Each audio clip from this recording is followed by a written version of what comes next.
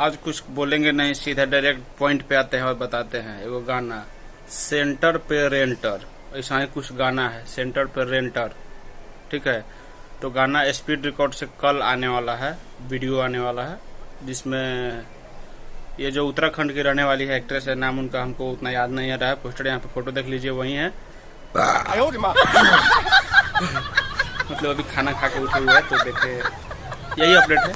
Centre पे रेंटर बहुत ही झकास गाना है। कृष्णा बेदाजी इस गाने को लिखे हुए हैं और आर्या शर्मा जी का म्यूजिक है। और क्या बताएं, स्पीड रिकॉर्ड चैनल से ये गाना आप सभी को आएगा।